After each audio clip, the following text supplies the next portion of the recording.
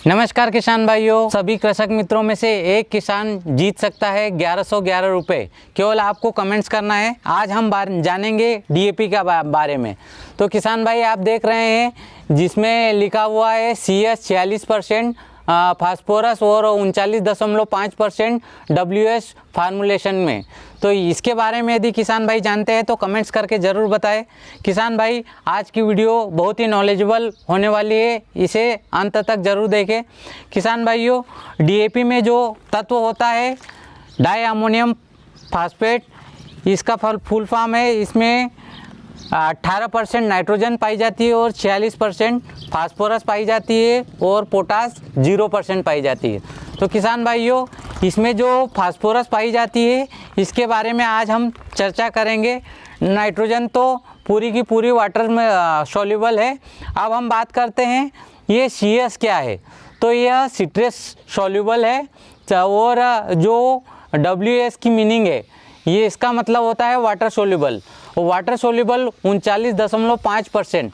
मतलब यदि हम बात करें पूरे बैग में तो आपको 9.5 किलो ही फास्फोरस पानी में घुलनशील है। बाकी जो सिट्रस फॉर्मुलेशन में जो होता है वह ज़मीन में ही पड़ा रहता है किसान भाइयों, वह अपनी फसलों को नहीं मिल पाता है।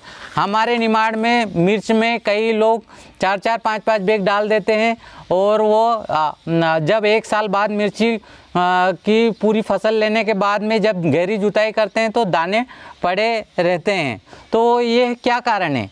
तो उसका यह कारण है कि जो 46% जो लगभग 10.5 किलो फास्फोरस होती है वो ज़मीन में वैसे के वैसे पड़ी रहती है।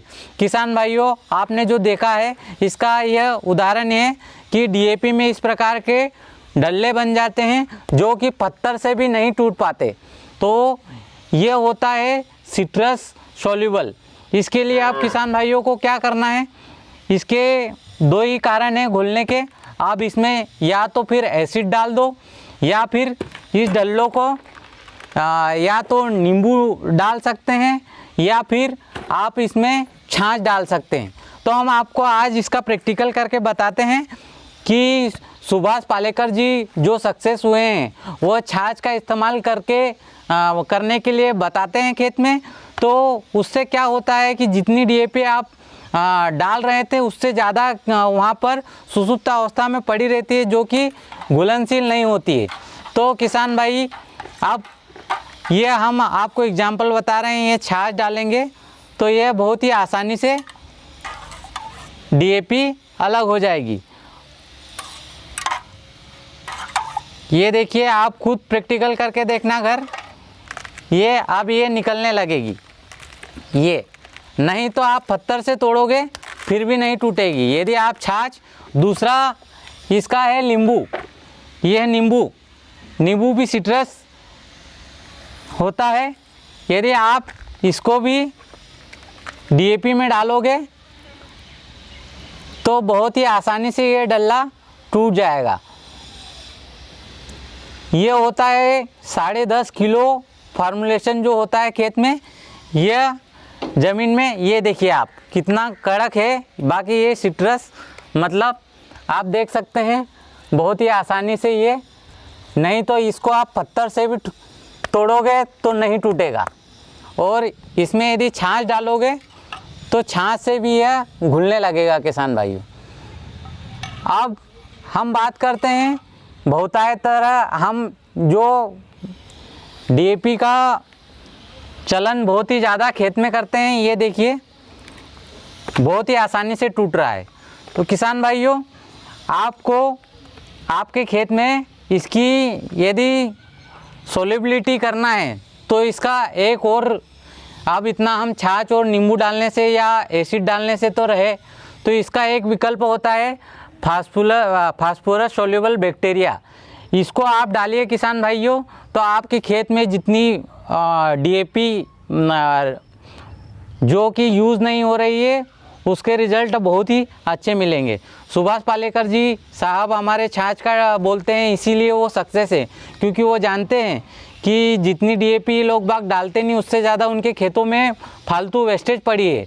तो ये देखिए कितना भी इसको घोलने के लिए छाछ का इस्तेमाल करते हैं। किसान भाई, आप अपने खेत में फास्फोरस सोल्यूबल बैक्टीरिया का इस्तेमाल करें, तो जिससे कि आपकी डीएपी का जितनी मात्रा इस्तेमाल करते हो उतनी मात्रा बच जाएगी।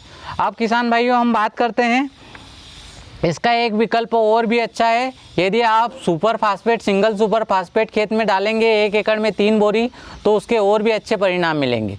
तो अब आप किसान भाइयों को कमेंट्स करके ये बताना है कि जो सिंगल सुपर फास्फेट होती है वो सबसे अच्छी कंपनी की कौन सी होती है, क्योंकि प्राइवेट कंपनियां आप भी जानते हैं कहीं ना कहीं मुनाफाखोरी के चक्कर में कहीं ना कहीं गड़बड़ कर सकती है। तो सरकारी कंपनी ज़्यादातर फास्फोरस सिंगल सुपर फास्फेट बनाती नहीं। तो आप कमेंट्स करके किसान भाइयों की हेल्प ये करना है कि सिंगल सुपर फास्फेट सबसे अच्छी कौन सी आती है, और पीएसबी कल्चर आप जो इस्तेमाल करते हो वो सबसे अच्छा कौन सा आता है और कितने में आता है। केवल एक किसान एक कमेंट्स करे। जिस दिन 1100 कमेंट्स हो जाएंगे उस दिन हम इसका रेंडम कमेंट्स उठाकर एक किसान को 1111 रुपये पुरस्कार के तौर पर देंगे। ये उद्देश्य पुरस्कार देने का नहीं है, ये उद्देश्य मेरा ये है कि किसानों को सही जानकारी दे, और किसान भाई जो हमारा इतना पैसा बर्बाद कर रहा है इसका सही इस्तेमाल कैसा करे। क्योंकि यदि वो पीएसबी कल्चर या छाछ या एसिड डालता है अपने खेत में, तो अपने यहाँ ये जो डीएपी का 1175 रुपये जितने डाल रहा है उससे भी ज़्यादा डीएपी वेस्टेज जा रही है। उसका सही से उपयोग हो सके।